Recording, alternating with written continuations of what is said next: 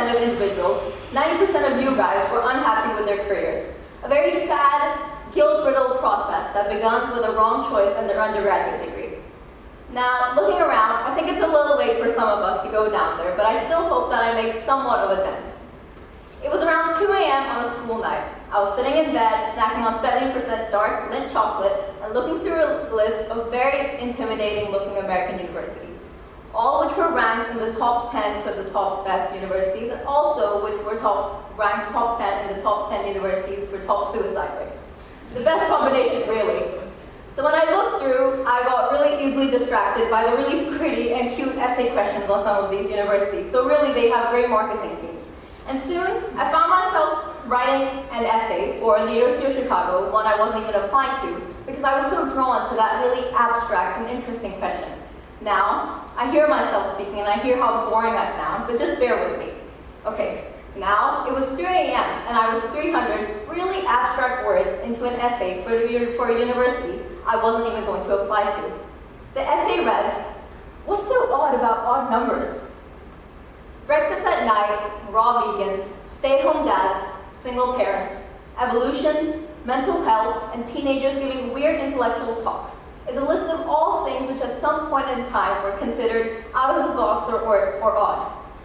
As a species inherently characterized by the constant need to surround ourselves with what's familiar, with my friends, with my family, the word odd appeared to me as perhaps a way for us to isolate ourselves from the process of growth and progress. When I look at it now, it seems as though this is a place for us. This is a place for us to get away from what it is which means to be human, what means to grow.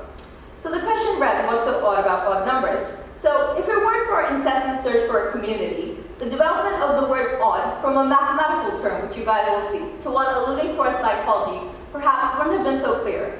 Now I'm not going to talk about maths because I think most of you know I can't do that, but just bear with me, it's going to be a bit of history. So it first began by the Scandinavians, the word odi, which meant triangle. I know, triangle. From this, it was turned into the item of a threesome left over after the two other items had paired off. So now there's like a weird, like someone being left off, okay? I don't know how that happened. And now it went on to someone without a corresponding partner. I don't know how it went from triangle to this. And now finally, we're left with a nonconformist. So now, when we remove the two middle definitions and merely look at the triangle in contrast to the nonconformist, the two things seem remotely related to one another. While one is a geometric shape, and yes, I know my shapes, the other is a nonconformist, someone who fails to adhere to the norm. So it was 3 a.m., as I mentioned, and I was getting really frustrated because I was like, this isn't making any sense. So me being me, I found my scapegoat, which is like pseudo-psychological way of looking at things. And I was like, oh my god, your top angle of your triangle seems like missing in an opposing angle and at loss of a partner.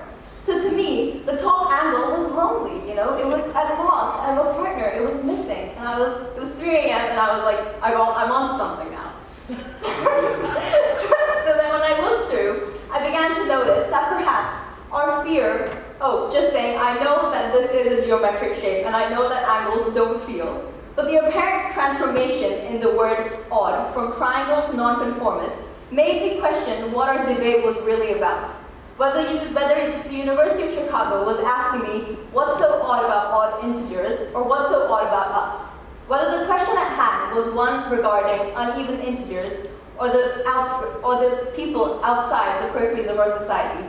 Whether it was because of the nature of these numbers or because of our nature as individuals constantly seeking familiarity.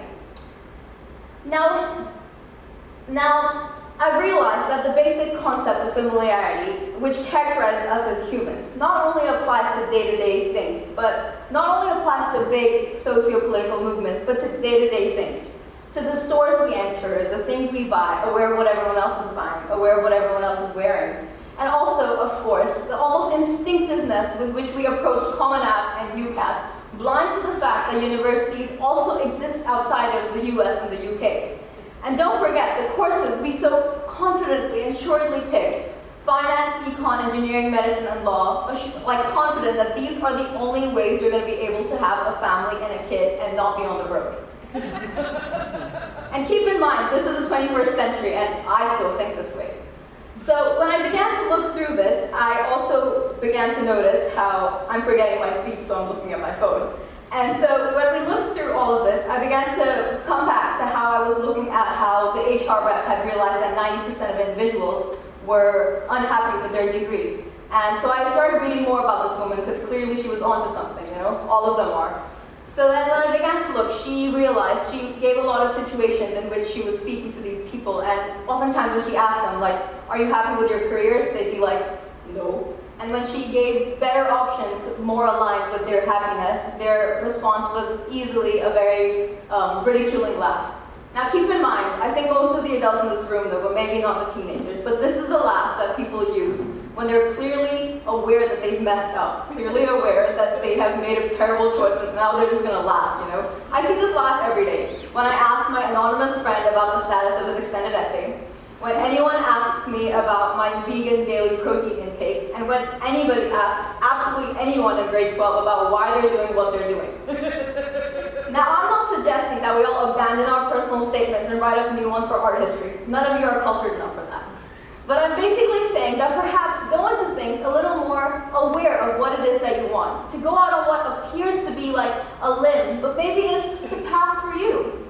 Now, I know I sound cheesy, and I know you guys know I applied for law. But still, just bear with me. I don't think the University of Chicago had intended for a almost like 5'1", 17-year-old to go on this intensive reading, probably stunting her eye even further. But I'm glad that it did. Not the dwarf part, but the enlightenment, It's brought me a long way. And I think maybe this is my way of making some peace with some really painful rejections, or maybe I'm starting to realize that there really is nothing that odd about odd numbers. Maybe I'm starting to realize that we're all in the same boat here. So I'll leave with this. In the next 5 years, in spite of your age, in spite of what you're doing, whether you're at uni, whether you did econ, law, finance, engineering, or medicine, I'd like to ask you, where do you see yourself in the next 5 years on a scale of 1 to 10?